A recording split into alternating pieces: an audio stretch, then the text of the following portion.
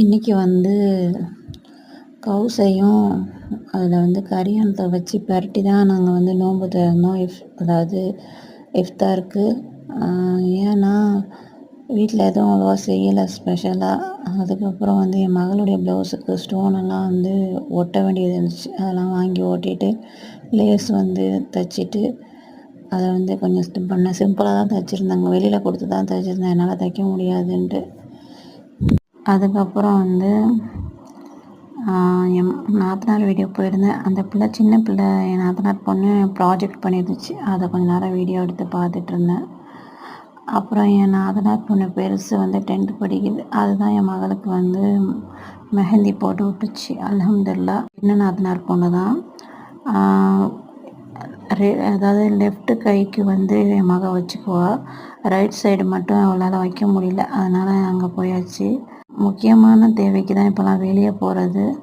நோன்பை விட்டுறக்கூடாதுன்றதுக்காக கியாமுல் லைல் தொழுகை தொழுதோம் இல்லையா, அப்போ வந்து 1 ஹவர் நிற்க வச்சு குர்ஆன் ஓதுறாங்கள்ல, அப்போ ரொம்ப பேக் பெயின் வந்துருச்சு. சரி, நாளைக்கு மறுமையில் அதுக்கான நன்மையை அல்லாஹ் கொடுப்பான்னா வந்து கண்டிப்பாக 1000 வருஷங்கள் சமமான அந்த கியாமுல் லைல் வந்து தொழுகணுன்றதுக்காக தான் இருந்தேன். 10 நாளும் நடந்துக்கிட்டு தான் இருக்குது. ஆனால் வந்து நம்மளுக்கு போகிறதுக்கான வாய்ப்பு கம்மி தான். நாளைக்கு நாளை கழிச்சு போயிடுவேன். இன்றைக்கி வெளியில் நாத்தனார் வீடு போயிட்டு வர்றதுக்கே ரொம்ப லேட் ஆகிடுச்சு. அப்புறம் வந்து இந்த ப்ளவுஸு போட்டு பார்த்தா ஃபிட்டாக தான் இருந்துச்சு.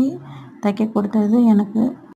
மோஸ்ட்லி வந்து நான் எப்போவுமே வந்து பிறநாளைக்குன்னு எந்த சாரியும் எடுக்க மாட்டேன். முதல்ல இருந்த சாரியை தான் இப்போ ப்ளவுஸ் தைச்சி போட போகிறேன்.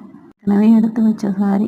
அது வந்து ப்ளவுஸ் வந்து தைக்க கொடுத்துருந்தேன் இல்லையா, அங்கே வந்து எல்லாம் ஃபிட்டாக தான் தைச்சிருக்காங்க. அங்கே நெஞ்சு பட்டி இருக்கிற இடத்துல மட்டும் வந்து குத்துற மாதிரி துணி கொடுத்துட்டாங்க. அது எனக்கு செட்டே ஆகலை போடும்போது. அதோட நான் வந்து லைனிங் கிளாத் வாங்கி அப்படியே வந்து எம்மிங் பண்ணி விட்டுட்டேன். அல்ஹம்துலில்லாஹ்.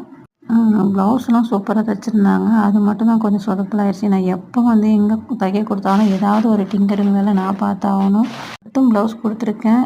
அவங்க எப்படி நல்லா தான் தைப்பாங்கன்னு நம்புகிறேன். மகளுக்கு ஓகே தான், அவங்களுக்கு செட் ஆயிடுச்சு. சொன்னால் ரொம்ப டயர்டாக இருக்குது. நேற்று தூங்காதது, தைலம் தேய்ச்சது, அவங்க ஏசிக்கும் அந்த ஃபேனையும் ஒன்றா போட்டு விட்டுட்டாங்க. அதுக்கெலாம் முகம்லாம் வீங்கிக்கிட்டே பழையபடிக்கு அலர்ஜி வர மாதிரி ஆயிடுச்சு எனக்கு. இது பத்தாதுன்னு இந்த வாரம் ஃபுல்லாக நான்வெஜ் வேறு, சொல்லவே வேணாம். முகம்லாம் ஒரு மாதிரி ஆயிடுச்சு எனக்கு.